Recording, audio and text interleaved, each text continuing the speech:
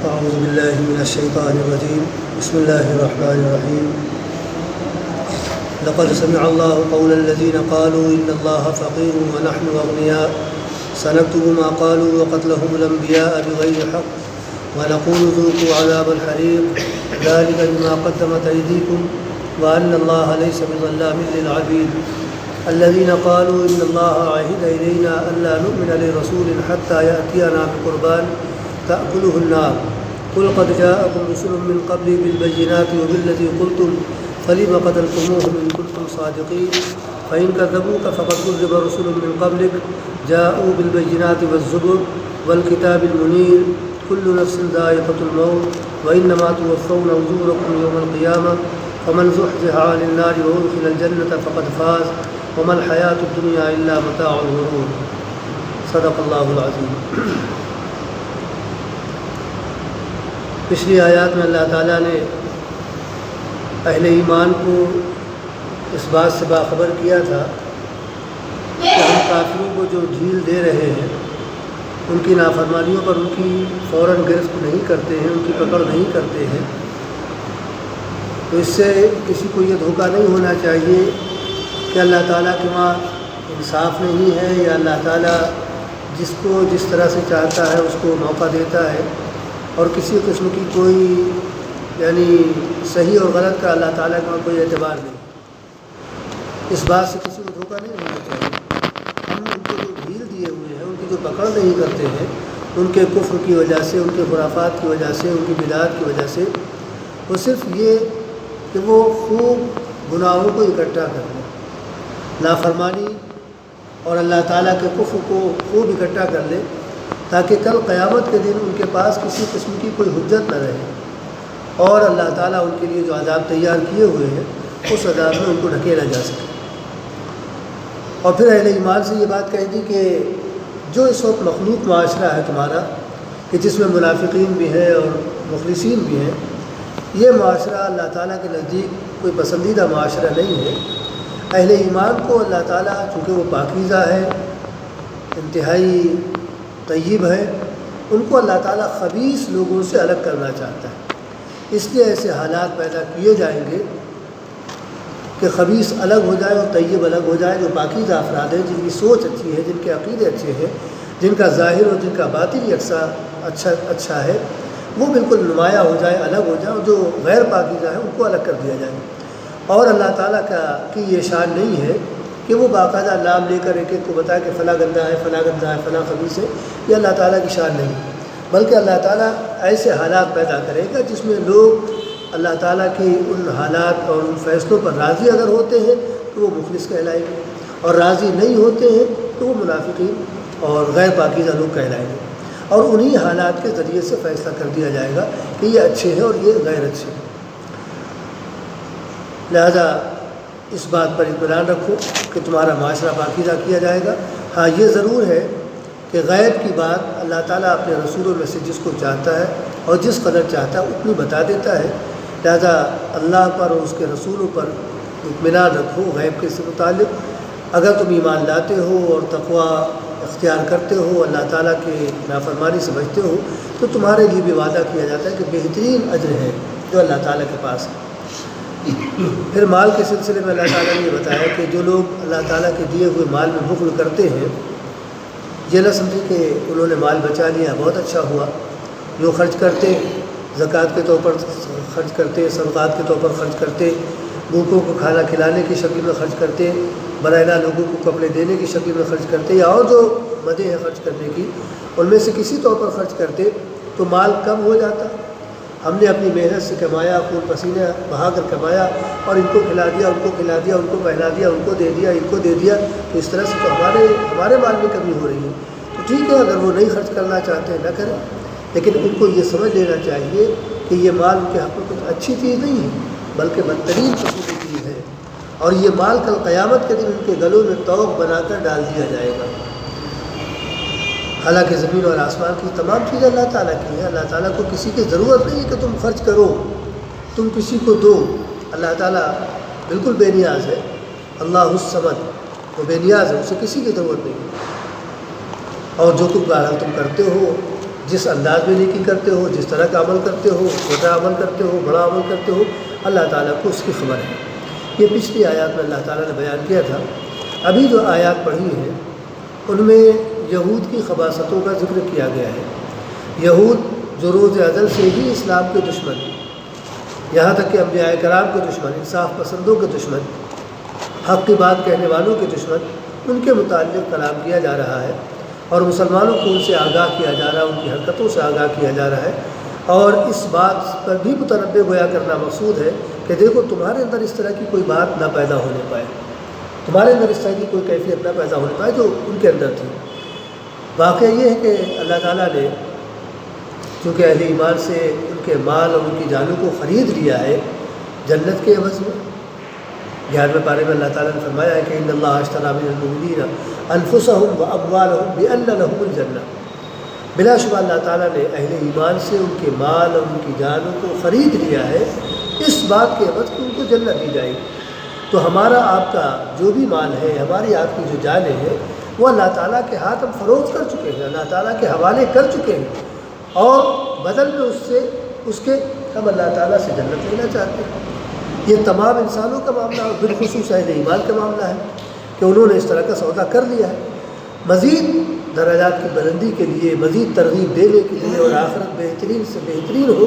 اس کے لیے اللہ تعالیٰ نے قدم قدم پر انسان کی رہنمائی کی کہ انسان ایسا نہ ہو کہ اپنے اس معاہدے کو بھول جائے، اپنی اس خرید و فروخت کو بھول جائے۔ چنانچہ اللہ تعالیٰ نے کہیں خرچ کرنے کی ترغیب دی ہے، کہیں عبادتوں کی ترغیب دی ہے، کہیں کسی انداز سے ترغیب دی ہے۔ نیک اعمال کی ترغیب اللہ تعالیٰ نے قدم قدم پر اور مختلف انداز سے دی ہے۔ ایک موقع پر اللہ تعالیٰ نے فرمایا کہ من ذا الذی یقرض اللہ قرضا حسنا فیضاعفہ لہ اضعافا کثیرا، کون ہے جو اللہ تعالیٰ کو اپنا مال قرض کے طور پر، وہ بھی قرض حسن کے طور پر دے سکتا ہے؟ کون دینا چاہتا ہے؟ کون اللہ تعالیٰ کو اپنا مال بطور قرض کے دے سکتا ہے؟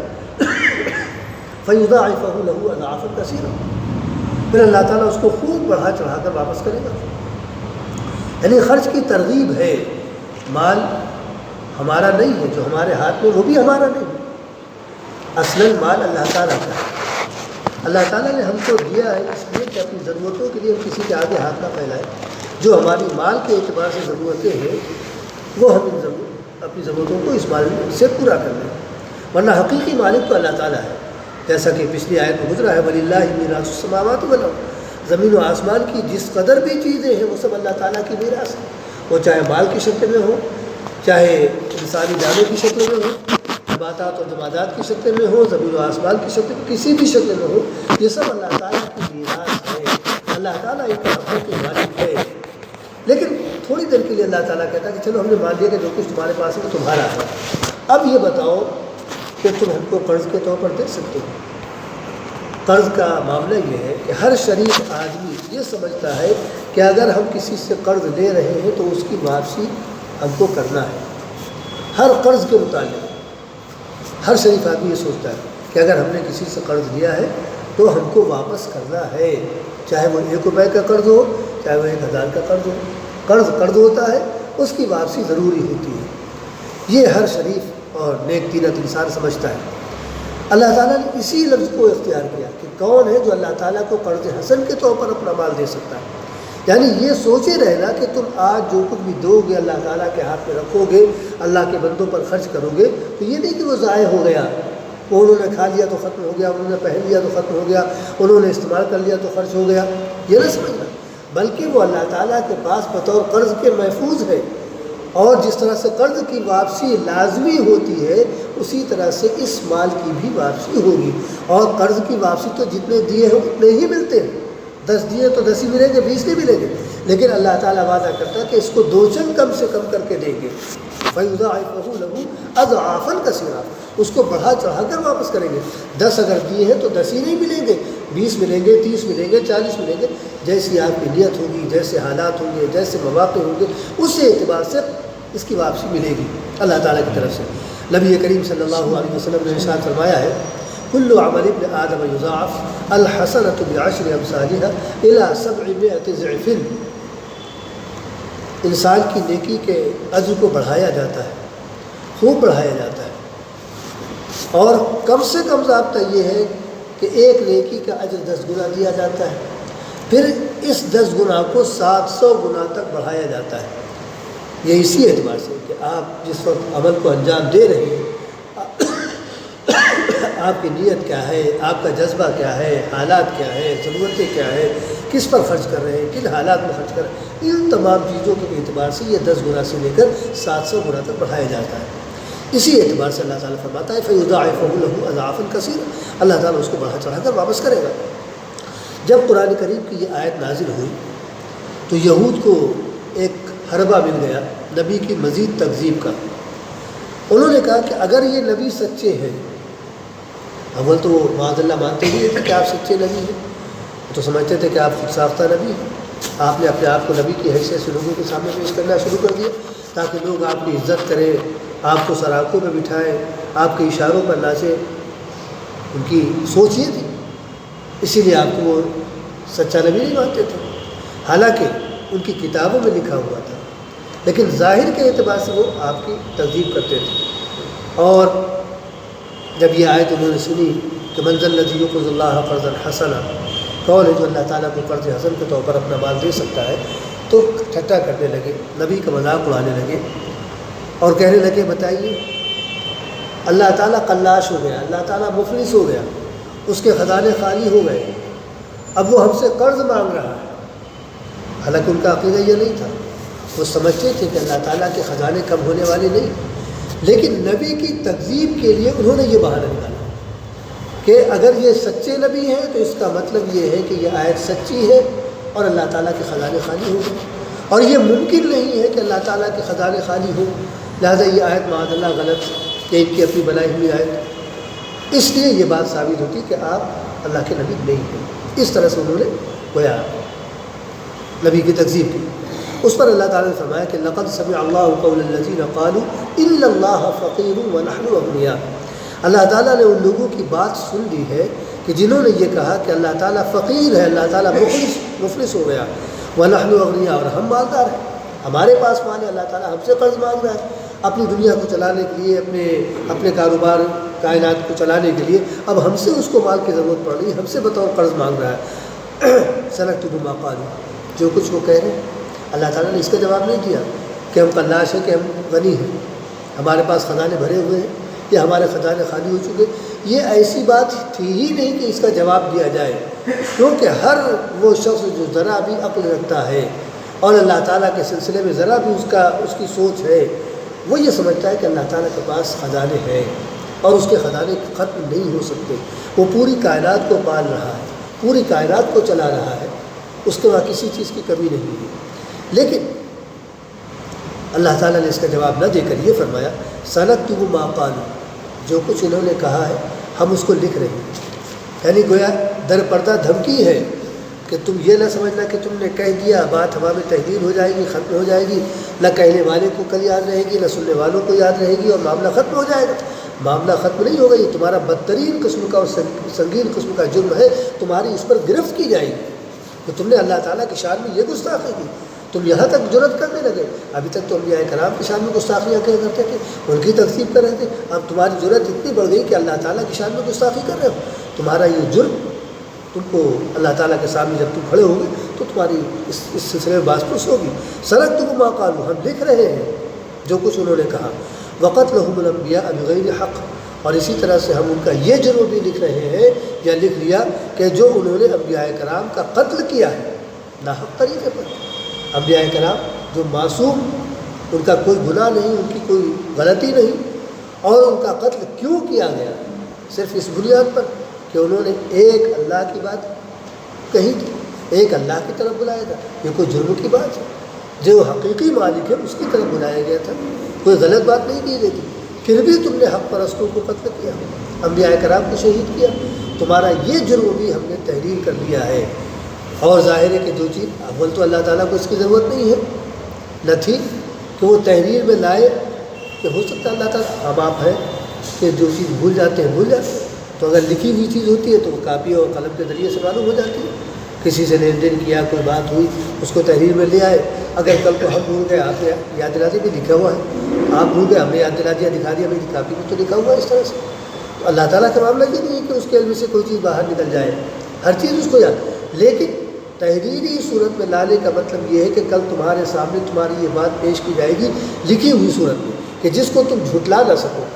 ہم اپنے طور پر کہیں گے اپنے علم کے اعتبار سے فلاں موقع میں تم نے یہ بات کہی تھی، نہیں ہم نے تو نہیں کی تھی، تمہارا نامہ اعمال موجود ہے، اس میں تمہارے یہ جملے لکھے ہوئے کہ اللہ تعالیٰ فقیر ہو گیا اور ہم مالدار ہیں، تمہارے یہ جملے لکھے ہوئے۔ وقتلہم الانبیاء بغیر حق، اور ان کا انبیاء کرام کو قتل کرنا ناحق طریقے پر۔ وَنَقُولُ ذُوقُوا عَذَابَ الْحَرِيقِ، اس وقت ہم ان سے کہیں گے کہ ذرا اب آگ کا مزہ بھی چکھ لو، کل دنیا کا مزہ چکھتے رہے، انبیاء کرام کی تکذیب کر کے خوش ہوتے رہے، اللہ تعالیٰ کو معاذ اللہ فقیر کہہ کے خوش ہوتے رہے اور استہزاء کرتے رہے، ہنسی اڑاتے رہے اللہ کی اور اللہ کے نبیوں کی اور اللہ کے نبیوں پر ایمان لانے والوں کی ہنسی کرتے رہے۔ اب ذرا نقول ذوقوا عذاب الحریق، عذاب جو جہنم والا ہے، آگ والا ہے، اب اس کا مزہ بھی چکھ لو، اس دنیا میں مزے کر لیا، اب اس دنیا میں بھی مزے کرو۔ ذالک بما قدمت ایدیکم، اور یہ اس لیے کہ یہ تمہارے اپنے ہی کارنامے ہیں، تمہارے ساتھ کوئی ظلم نہیں کیا جا رہا ہے، تم کو بلا وجہ جہنم میں نہیں ڈالا جا رہا ہے، یا تمہارے نامہ اعمال میں وہ عمل نہیں لکھا جا رہا جو تم نے نہ کیا ہو۔ تم نے جو کچھ کیا، جو کچھ تم نے کہا اور جس انداز سے تم نے اپنی زندگی کو گزارا، ایک ایک چیز کو تمہارے نامہ اعمال میں لکھا گیا ہے۔ ہر چیز وہی ہے جو تم نے کی ہے یا تم نے کہی ہے، اس کے علاوہ کوئی چیز نہیں ہے۔ تو تمہارے اپنے قصور، تمہاری اپنی غلطیوں کی سزا ہے جو تم کو دی جا رہی ہے۔ وَأَنَّ اللَّهَ لَيْسَ بِظَلَّامٍ لِّلْعَبِيدِ، اور اللہ تعالیٰ اپنے بندوں پر ظلم نہیں کرنے والا ہے، اللہ تعالیٰ اپنے بندوں کے ساتھ ناانصافی نہیں کرنے والا ہے۔ ان کے جرائم کی سزا اتنی ہی دی جا رہی ہے یا دی جائے گی جتنا ان کا جرم ہے، اس سے اتنی سی بھی سزا بڑھا کر نہیں دی جائے گی۔ یہ اللہ تعالیٰ کے ساتھ اللہ تعالیٰ کا عدل کا معاملہ ہے، انصاف کا معاملہ ہے۔ اس نے اپنے بندوں کو ظلم کرنے کے لیے پیدا کیا کہ بندوں پر ظلم ڈھائے اور ستم ڈھائے، اس نے تو اپنے بندوں کو گویا اپنے آپ سے قریب کرنے کے لیے، اپنا محبوب بنانے کے لیے دنیا میں بھیجا تھا، لیکن غلط راستے پر چل کر انسان اللہ تعالیٰ سے دور ہوتا چلا گیا، اللہ تعالیٰ کا مبغوض ہوتا چلا گیا۔ اب اس جرم میں اس کو جہنم میں ڈالا جا رہا ہے کہ اس نے اللہ تعالیٰ کے دیے ہوئے راستے کو نہ منتخب کر کے اپنے نفس کے راستے پر چل پڑا۔ وہ الذین قالوا ان اللہ عہد الینا الا نؤمن لرسول، اسی طرح سے ان کا ایک یہ بھی جرم تھا جو نبی کریم صلی اللہ علیہ وسلم سے وہ اکثر و بیشتر کہا کرتے تھے، غلط بیانی کرتے تھے کہ اللہ تعالیٰ نے ہم لوگوں سے عہد لیا ہے، اللہ تعالیٰ نے ہم لوگوں سے وعدہ لیا ہے۔ الذین قالوا ان اللہ عہد الینا، اللہ تعالیٰ نے ہم سے اس بات پر عہد و پیمان لے لیا ہے، اللہ نؤمن لرسول، کہ ہم کسی رسول پر ایمان نہ لائیں، کسی رسول کو نہ مانے کہ وہ اللہ تعالیٰ کی طرف سے بھیجا گیا ہے اور اللہ تعالیٰ نے اس کو انسان کی رہبری کے لیے بھیجا ہے، وہ انسان کو سیدھا راستہ بتانے کے لیے بھیجا گیا ہے۔ ہم ہر نبی پر اس طرح سے ایمان نہیں لا سکتے، کیونکہ اللہ تعالیٰ نے جو وعدہ لیا ہے جس انداز اور جس شرط کے ساتھ، وہ یہ ہے حتیٰ یأتینا بقربان تأکلہ النار، وہ ایک معجزہ دکھائے، آتشی معجزہ، آگ والا معجزہ، کہ اپنی قربانی کو وہ کھلے میدان میں رکھے، پیش کرے اللہ تعالیٰ کے لیے، اور آسمان سے آگ اترے اس کو جلا دے۔ اگر یہ معجزہ پیش کر دے پیغمبر تو وہ اللہ تعالیٰ کی طرف سے بھیجا ہوا نبی، ہم اس پر ایمان لائیں گے، کیونکہ پچھلے جتنے بھی پیغمبر تھے ان کو اس طرح کا معجزہ دیا گیا۔ ہم پچھلے اسباق میں بھی یہ بات بتا چکے ہیں کہ پیغمبروں نے جو اہل کفر سے جنگ کی اور اس جنگ کے نتیجے میں جو مال غنیمت ملتا تھا، ان پیغمبروں کے لیے یا ان پیغمبروں کی امتوں کے لیے حلال نہیں تھا، وہ حرام تھا، وہ اس کا استعمال نہیں کر سکتے تھے، کھانے پینے میں، پہننے اوڑھنے میں، کسی بھی طرح سے اس کا وہ استعمال نہیں کر سکتے تھے، اس سے کوئی فائدہ نہیں اٹھا سکتے تھے۔ وہ سارا کا سارا مال جو دشمن کا ہوا کرتا تھا اور مسلمانوں کے ہاتھ لگتا تھا، مال غنیمت تو ضرور کہلاتا تھا، لیکن وہ رکھ دیا جاتا تھا کھلے میدان میں، اور اللہ تعالیٰ کی طرف سے یعنی آسمان سے آگ آتی تھی، اس کو جلا دیتی تھی،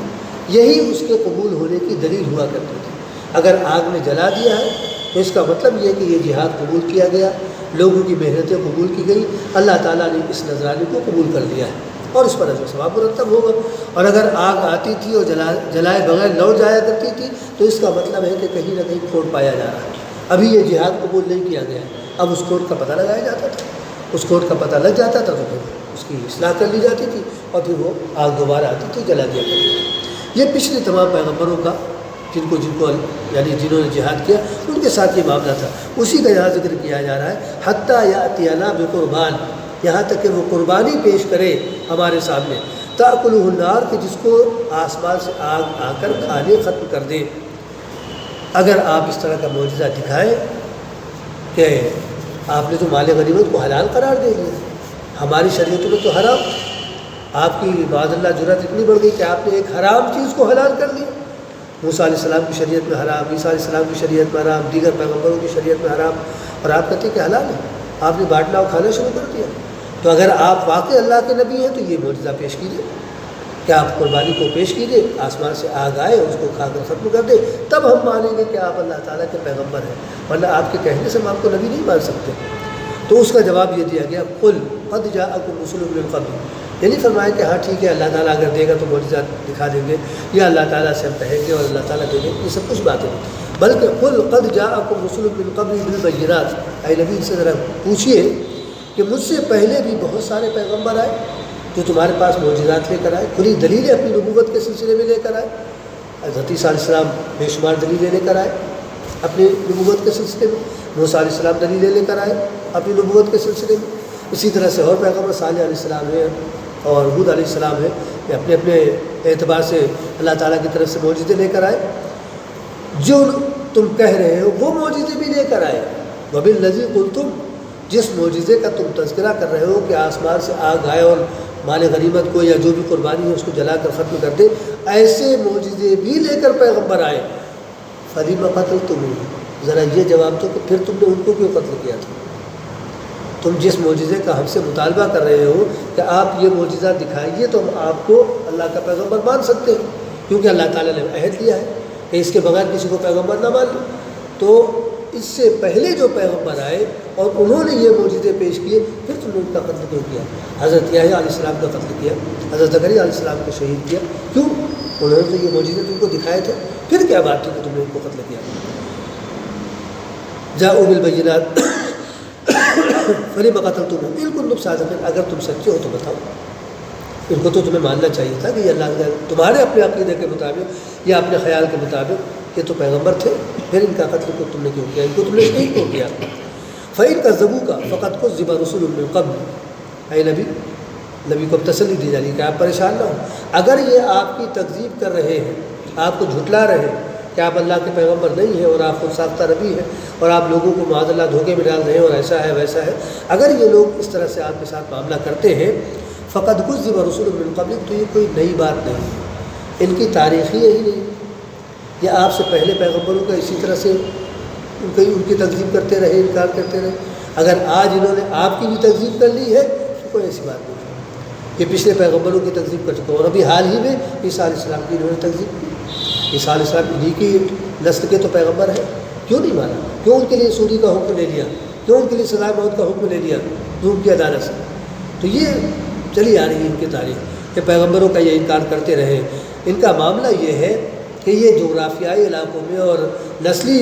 علاقوں یعنی نسل پرستی میں یہ مبتلا ہو چکے۔ ہماری نسل کا اگر پیغمبر ہے تو ہم مانیں گے، ہمارے علاقے کا پیغمبر ہے تو ہم مانیں گے، ہماری مرضی کے مطابق اگر بات کرے گا تو ہم مانیں گے، اور ہمارے نفس اور ہماری خواہشات کے خلاف بات کرے گا تو ہم نہیں مانیں گے۔ ان کی سوچ یہ ہے، یہ چاہتے ہیں کہ بس دین ان کے ہاتھوں میں دے دیا جائے، دین کی باغڈور ان کے ہاتھوں میں دے دی جائے، یہ جیسے چاہے دین کو چلائے، دین ان کو نہ چلائے، یہ دین کو چلائے۔ جبکہ حقیقت یہ ہے کہ اپنے نفس کی اور اپنی جان کی باغڈور اگر ہم دین کے ہاتھوں میں دیتے ہیں تو ہم کامیاب ہوتے ہیں، اور اگر دین کی باغڈور اپنے ہاتھوں میں لیتے ہیں تو ہم ناکام ہو جاتے ہیں۔ یہ حقیقت ہے، جب جب انسان نے دین کی باغڈور اپنے ہاتھ میں لی ہے وہ بربادی کی طرف چلا گیا، اور جب جب انسان نے اپنی باغڈور دین کے ہاتھوں میں دے دی ہے وہ کامیابی کی منزل سے گزر گیا ہے۔ لہٰذا یہ یہی چاہتے ہیں کہ ان کے ہاتھوں میں دین کی باغڈور دے دی جائے، لہٰذا آپ پریشان نہ ہوں۔ فقط كذب رسول من قبل، آپ سے پہلے بھی پیغمبروں کا انہوں نے انکار کیا ہے، تکذیب کی ہے۔ جاءوا بالبینات والزبر، جو نشانیاں لے کر آئے، معجزات لے کر آئے اپنی نبوت کے سلسلے میں اور دیگر چیزوں کے سلسلے میں، اور ان کے سامنے کھلے طور پر پیش کیا۔ اسی طرح صحیفے بھی بعض پیغمبر لے کر آئے، جیسے عیسیٰ علیہ السلام صحیفے لے کر آئے، ابراہیم علیہ السلام کو کچھ صحیفے دیے گئے، موسیٰ علیہ السلام کو تورات کے علاوہ کچھ صحیفے دیے گئے۔ تو اس طرح سے دانیال علیہ السلام ان کو صحیفے دیے گئے، تو یہ کچھ صحیفے بھی لے کر آئے تھے، اس کے باوجود انہوں نے جھٹلایا۔ والکتاب المنیر، اور واضح کتابیں، روشن کتابیں بھی لے کر آئے۔ تورات ایک روشن کتاب، انجیل ایک روشن کتاب، زبور ایک روشن کتاب، اور آج کے دور میں یعنی اس زمانے میں قرآن کریم ایک روشن کتاب۔ نہ تورات کو مان رہے ہیں صحیح طور پر، نہ انجیل کو مان رہے ہیں، نہ زبور کو مان رہے ہیں، اور آج قرآن کریم آ گیا تو اس کو بھی نہیں مان رہے۔ تو یہ پیغمبروں کے سلسلے میں ان کا یہی رویہ ہی رہا ہے۔ لہٰذا اے نبی آپ پریشان نہ ہو، اور یہ اگر تکذیب کرتے تو کرنے دیجیے، اللہ نے آپ کو پیغمبر بنایا ہے اور قیامت تک کے لیے آپ کی نبوت ہے۔ اب آپ کے بعد کوئی نبی نہیں آئے گا، آپ ہی کے طریقے پر چلنے والا کامیاب قرار دیا جائے گا، اور آپ کے طریقے سے منحرف جو بھی ہوگا وہ ناکام قرار دیا جائے گا۔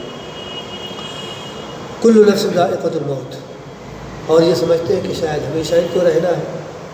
کہ کبھی ان کو موت نہیں آئے گی، کبھی یہ دنیا سے نکلیں گے نہیں۔ تو ان کو سمجھ لینا چاہیے کہ جو بھی جاندار ہے اس کو موت کا مزہ چکھنا ہے، موت کے مرحلے سے اسے گزرنا ہے۔ کل نفس ذائقۃ الموت، ہر نفس کو موت کا مزہ چکھنا ہے۔ وَإِنَّمَا تُوَفَّوْنَ أُجُورَكُمْ يَوْمَ الْقِيَامَةِ، اور یہ موت اس لیے نہیں ہوگی کہ انسان کا نام و نشان مٹ جائے گا، انسان ختم ہو جائے،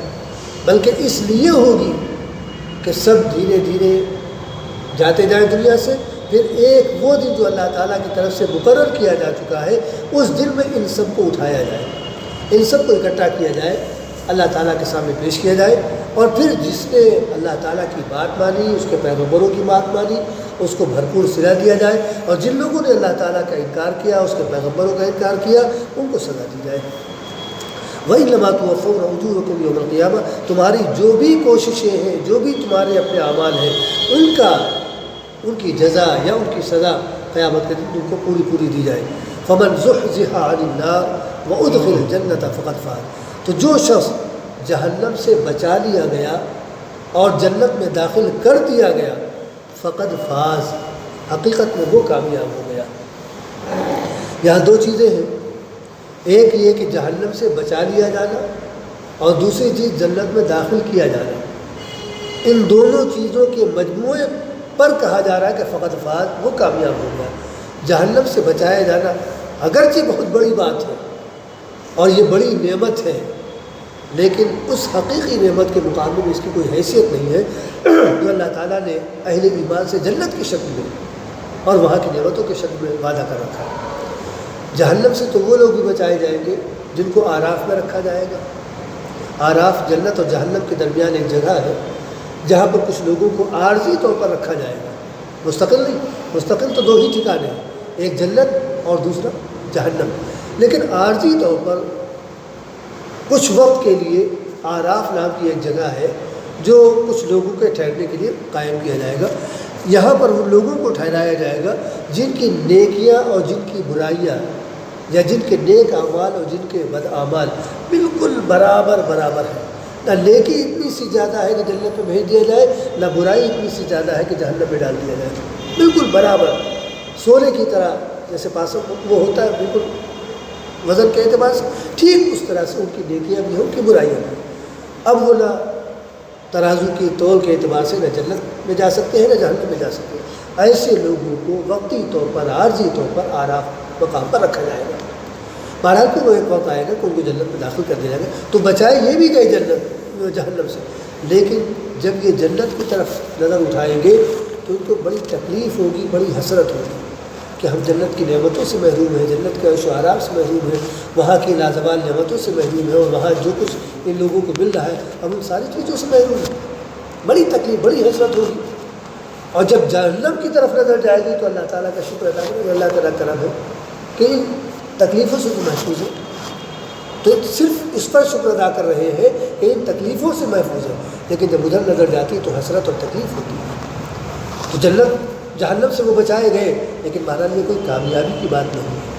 کامیابی بھی اس وقت ہوگی ان کو جب وہ جنت میں داخل کر دیے جائیں گے۔ اسی لیے اللہ تعالیٰ نے یہاں پر فرمایا فَمَنْ زُحْزِحَ عَنِ النَّارِ وَأُدْخِلَ الْجَنَّةَ فَقَدْ فَازَ، جس کو جہنم کی آگ سے، جہنم سے بچا لیا گیا اور جنت میں داخلہ دے دیا گیا، حقیقت میں وہ کامیاب ہے۔ وَمَا الْحَيَاةُ الدُّنْيَا إِلَّا مَتَاعُ الْغُرُورِ، اور جو تم دنیا پر ریجھے جا رہے ہو، دنیا کی زندگی کو تم نے سب کچھ سمجھ لیا کہ بس یہاں کی نعمتیں اور یہاں کی یہ اور یہاں کے عیش و آرام یہی سب کچھ ہے، نہ پھر دوبارہ زندگی ہے، نہ دوبارہ دنیا میں آنا ہے، نہ دنیا دوبارہ ہوگی، بس اس موقع پر جو فائدہ اٹھا سکتے ہو اٹھا لو اس دنیا سے، اس زندگی سے۔ تمہاری سوچ اگر یہ ہے تو سنو، بل حیات الدنیا الا متاع الغرور، دنیا کی جو زندگی ہے وہ ایک دھوکے کا ساز و سامان ہے، ابھی ہاتھ میں ہے اور ابھی نکل جائے۔ زندگی ایک پانی کا بلبلہ ہے، کب تک وہ ٹھہرے گا کچھ نہیں کہا جا سکتا، لمحہ بھر میں ختم ہو جائے اور کہیں تو کچھ 2-4-6 لمحے ٹھہر جائے۔ تو بس زندگی کا معاملہ ایسا ہی ہے، اور یہاں کے عیش و آرام، یہاں کی تمام چیزوں کا بھی معاملہ ایسا ہی ہے کہ بس چند لمحوں کا ہے، جب تک ہے، ادھر آنکھ بند ہوئی معاملہ سب ہاتھوں سے نکل گیا۔ لَتُبْلَوُنَّ فِي أَمْوَالِكُمْ وَأَنفُسِكُمْ، تم کو تمہارے مال کے سلسلے میں اور تمہاری جانوں کے سلسلے میں یقیناً آزمایا جائے گا۔ اللہ تعالیٰ کی طرف سے پہلے ہی اہل ایمان سے کہا جا چکا ہے، وَلَنَبْلُوَنَّكُمْ بِشَيْءٍ مِّنَ الْخَوْفِ وَالْجُوعِ وَنَقْصٍ مِّنَ الْأَمْوَالِ وَالْأَنفُسِ وَالثَّمَرَاتِ وَبَشِّرِ الصَّابِرِينَ، ہم تمہاری آزمائش کریں گے۔ ایمان لانے کے بعد تم یہ سمجھو کہ بس ہم کو چھوڑ دیا گیا اور کسی طرح کا کچھ نہیں۔ ایمان لانے کے بعد حقیقت یہ ہے کہ ایمان کے بعد جو زندگی کا راستہ ہے وہ کانٹوں بھرا ہے، پھولوں کی سیج والا راستہ نہیں کہ ہم گزرتے چلے گئے، پھولوں پر سے گزرتے چلے گئے، کہیں کسی طرح کی کوئی تکلیف نہیں، قدم قدم پر ٹھوکرے ہیں، قدم قدم پر کانٹے ہیں۔ ان کانٹوں پر سے گزرنے کا نام ہی ایمان ہے۔ اگر ان کانٹوں پر سے ہم گزر گئے تو پھر آگے جو منزل ہے وہ سکون منزل ہے، اور ان کانٹوں پر سے اگر ہم گزر نہیں سکے تو پھر آگے کی جو منزل ہے وہ بڑی مشکل ہے۔ لہٰذا آزمائش کی جائے گی، مال کے سلسلے میں، جان کے سلسلے میں، پیداوار کے سلسلے میں، ان تمام چیزوں کے سلسلے میں آزمائش ہوگی اللہ تعالیٰ کی طرف سے۔ الف لام میم احسب الناس ان یترکوا ان یقولوا آمنا وهم لا یفتنون، کیا لوگوں نے یہ سمجھ رکھا ہے کہ وہ یہ کہیں گے ہم ایمان لے آئے اور ان کو چھوڑ دیا جائے گا، ان کی جانچ پڑتال نہیں کی جائے گی کہ وہ ایمان لانے کا جو دعویٰ کر رہے ہیں تو کتنے پانی میں، ان کا ایمان کہاں تک ہے، حلق کے نیچے اترا ہے یا زبان کی نوک پر ہے، کیا اس کی جانچ پڑتال نہیں کی جائے گی؟ بس انہیں کو ہاں بھائی ٹھیک ہے آپ آئیے، جنت کے آپ مستحق ہیں، جنت یوں ہی دے دی جائے گی۔ جنت بہت قیمتی جگہ ہے، اس کی قیمت اسی اعتبار سے جب ملے گی تب جنت دی جائے گی۔ لہٰذا آزمائش کی جائے گی، اور آزمائش میں ایمان کو ٹھوک بجا کر دیکھا جائے گا کہ اگر ایمان سے اس انسان کے قدم ڈگمگاتے نہیں ہے تب تو ٹھیک، اور قدم ڈگمگا گئے تو پھر وہ اس کا دعویٰ جھوٹا ہے، غلط ہے۔ لہٰذا لَتُبْلَوُنَّ فِي أَمْوَالِكُمْ وَأَنفُسِكُمْ، تمہاری آزمائش کی جائے گی تمہارے مال کے سلسلے میں اور تمہاری جانوں کے سلسلے میں۔ وَلَا تَسْمَعُنَّ مِنَ الَّذِينَ أُوتُوا الْكِتَابَ مِن قَبْلِكُمْ، اور تم اہل کتاب سے جو تم سے پہلے جن کو کتابیں دی گئی ہیں ان سے تم کچھ ایسی باتیں سنو گے، وَمِنَ الَّذِينَ أَشْرَكُوا، اور اسی طرح سے مشرکین سے بھی، اذًا کثیرا، جو تم کو تکلیف پہنچانے والی ہو، تکلیف دہ باتیں تم کو سننے میں آئے گی، اہل کتاب کی طرف سے بھی اور مشرکین کی طرف سے بھی۔ یہ آیت نازل ہوئی تھی اصل میں حضرت ابوبکر صدیق رضی اللہ عنہ کے سامنے جب یہ بات آئی، جیسا کہ ہم نے پہلے کہا تھا شروع میں کہ یہودی یہ کہنے لگے کہ اللہ تعالیٰ فقیر ہو گیا ہے اور ہم سے اب وہ قرض مانگ رہا ہے۔ حضرت ابوبکر صدیق رضی اللہ عنہ کے سامنے جب یہ بات آئی تو ان کو غصہ آ گیا، ان کی ایمانی غیرت اس بات کو برداشت نہیں کر سکی کہ اللہ کی شان میں گستاخی ہوگی، انہوں نے اس یہودی کے تھپڑ رسید کر دیا۔ اب وہ یہودی نبی کے پاس آئے کہ دیکھیے ابوبکر نے مجھے تھپڑ مارا ہے، کیوں ماری، کیا بات ہوئی تھی، کیوں مارا؟ تو حضرت صدیق رضی اللہ عنہ فرمایا کہ اللہ کے رسول اسی طرح کی باتیں کر رہا ہے کہ اللہ تعالیٰ فقیر ہو گیا، اس کا خزانہ خالی ہو گیا ہے اور ہم سے قرض مانگ رہا ہے، ہم اس کو قرض دیں گے تو دنیا چلے گی، ہم کو اس پر غصہ آ گیا، ہم نے اس کو مارا۔ اس پر یہ آیت نازل ہوئی کہ اس طرح کی باتیں تم کو سننے میں آئیں گی، اہل کتاب کی طرف سے بھی اور مشرکین کی طرف سے بھی۔ لہٰذا اس موقع پر ہمارا کام یہ نہیں ہونا چاہیے کہ تم ان کو تھپڑ رسید کرتے رہو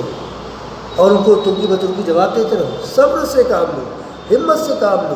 کیونکہ کہاں تک تم کس سے پنگا لو گے، کس سے مقابلہ کرو گے، اور کس کو مارو گے، اور کس کا منہ بند کرو گے۔ وَإِن تَصْبِرُوا وَتَتَّقُوا، اگر تم صبر و ہمت سے کام لیتے ہو اور ایسی کوئی بات، ایسا کوئی عمل کرنے سے پرہیز کرتے ہو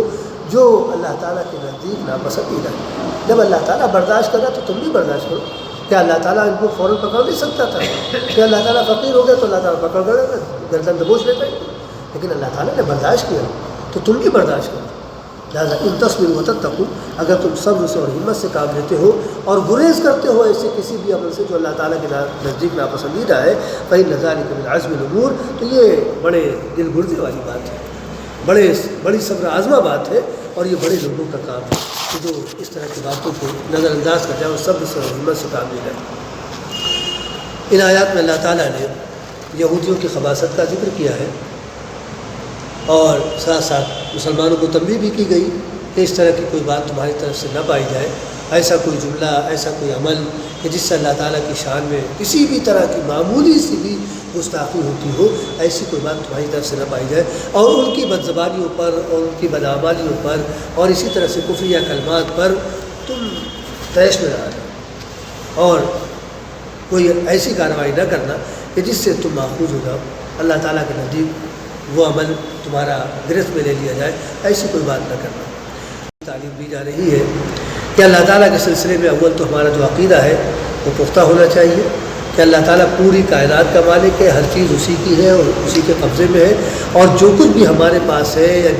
جس پر ہم اپنی ملکیت کا دعویٰ کرتے ہیں، یہ سب مستعار ہے، عارضی طور پر ہم کو اور آپ کو دی گئی ہے کہ ہم اپنی ضرورتوں کو پورا کر لیں۔ حقیقی مالک اللہ تعالیٰ ہے،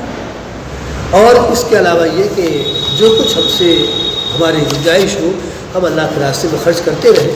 کیونکہ یہ آج ہم اللہ تعالیٰ کے راستے میں خرچ کریں گے صحیح معنوں میں وہی تو ہمارا ہے، اور جو کچھ ہمارے ہاتھ میں ہے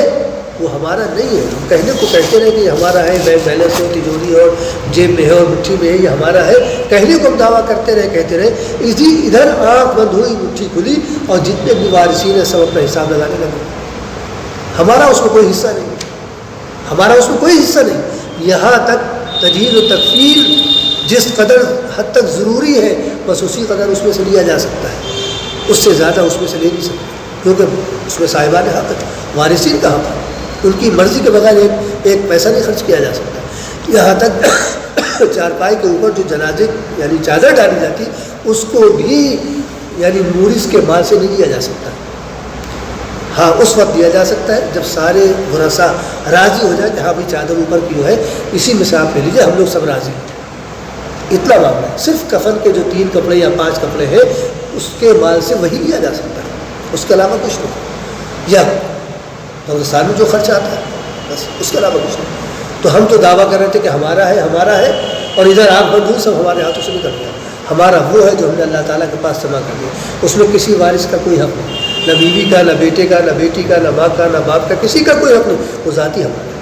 ذاتی طور پر ہمارا، اس میں کسی کا نہیں۔ تو ہم اس طرح سے اللہ تعالیٰ کے پاس اپنے ایمان کو جمع کرتے رہیں تاکہ کل وہ ہمارے کام آ سکے، اور اللہ تعالیٰ اس کا جیسا اس نے وعدہ کیا ہے ہم بڑھا چڑھا کر دیں گے، اللہ تعالیٰ بڑھا چڑھا کر دیں۔ اللہ تعالیٰ تمام مسلمانوں کو اپنی تمام ہدایات کو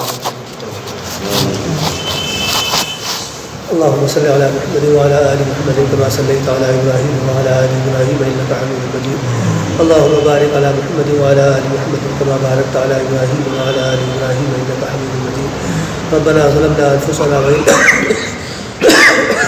وإن لم تغفر لنا وترحمنا لنكونن من الخاسرين ربنا آتنا لنا نورنا واغفر لنا إنك على كل شيء قدير ربنا اغفر لنا ذنوبنا وإسرافنا في أمرنا وثبت أقدامنا وانصرنا على القوم الكافرين ربنا آتنا في الدنيا حسنة وفي الآخرة حسنة وقنا عذاب النار۔ اے اللہ تمام حاضرین کے گناہوں کو معاف فرما، ہم سب کو اپنی مرضیات پر چلنے کی توفیق عطا فرما، تمام برائیوں سے خرافات سے گناہوں سے اللہ ہم سب کی حفاظت فرما۔ اے اللہ ہم تمام مسلمانوں کو اپنے دین کے تمام تقاضوں پر ایمانداری کے ساتھ عمل کی توفیق عطا فرما، حلال روزی عطا فرما، حرام لقمے سے ہم سب کی حفاظت فرما۔ ہمیں جو پریشان حال ہے ان سب کی تمام جائز پریشانیوں کو دور فرما، جو بیمار ہیں تمام بیماروں کو شفائے کاملہ عطا فرما، جو مقروض ہیں ان کے قرضوں کی ادائیگی کا انتظام فرما، ملت کی جو بیٹیاں بیٹھی ہوئی ان کے لیے مناسب رشتوں کا انتظام فرما، عالم اسلام کی حفاظت فرما، حرمین شریفین کی حفاظت فرما، دنیا بھر کے تمام مسلمانوں کی جان و مال کی عزت و آبرو کی حفاظت فرما، جو مسلمان دشمنوں کی قید میں ہے اور جہاں کہیں بھی ہے ان کے لیے رہائی کا اسباب پیدا فرما، اسلام دشمن طاقتوں کا، افراد کا، تنظیموں کا، جماعتوں کا، حکومتوں کا خاتمہ فرما، دنیا سے جو مومن مرد اور مومن عورتیں رخصت ہو چکی ہیں ان سب کی بھرپور مغفرت فرما، انہیں اعلیٰ علیہ میں جگہ عطا فرما۔ وصلی اللہ تبارک و تعالی علی خیر خلقہ محمد وعلی آلہ واصحابہ اجمعین برحمتک یا ارحم